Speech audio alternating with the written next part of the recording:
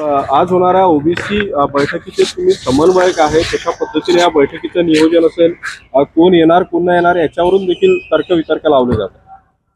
नाही, जे 2 सप्टेंबर 2025च्या GRच्या संदर्भात जो संभ्रम निर्माण झालेला होता त्यामध्ये अनेक ओबीसी संघटनांनी मोर्चे काढले होते. त्या सगळ्या संघटनेचं आज मुंबई इथे सह्याद्री अतिथीगृहामध्ये 12 वाजता बैठक आहे आणि या बैठकीत माननीय मुख्यमंत्री देवेंद्र फडणवीस साहेब असतील, उपमुख्यमंत्री एकनाथ शिंदे साहेब असतील आणि अजितदादा पवार सुद्धा असतील, तसंच छगन भुजबळ साहेब असतील, चंद्रशेखर बावनकुळेजी जे उपसमितीचे अध्यक्ष आहेत ते सुद्धा असतील, ओबीसी मंत्री अतुल सावेजी आणि याविषयी जे सचिव आहेत सगळे अधिकारी सगळेच राहतील आणि सगळेच महाराष्ट्रातील ज्या संघटना ज्यांनी या संदर्भातले आंदोलन केले ते सगळे संघटनेचे प्रतिनिधी राहतील.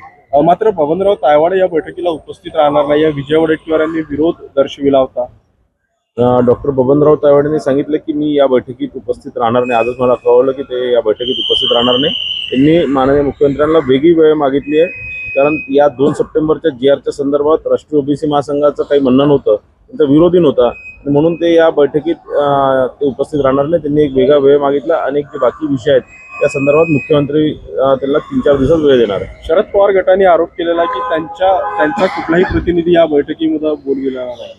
शरद पवार गटाचं किंवा हे सर्वपक्षीय बैठक नाही, ही ओबीसी संघटना आणि सरकार यांच्यामधली बैठक आहे.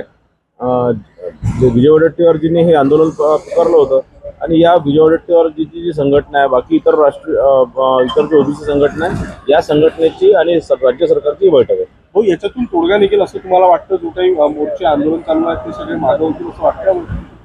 मला वाटतं की निश्चितच याच्याचा तोडगा निघणार. जे संघटना आहे त्यांचं समाधान आजच्या बैठकीतून होणार हे मला खात्री आहे. GR मागे घेण्याबद्दल त्यांची मुख्य मागणी. GR मागे घेण्याबद्दल नसून त्या GR मध्ये काही शब्द किंवा काही वाक्य जे चुकीचे, ज्याचं इंटरप्रिटेशन कुठेतरी चुकीचं होऊन राहिलं, त्या संदर्भात या बैठकीत चर्चा होणार आणि मग त्या शेवटी ठरवणार की काय याच्यात करणार.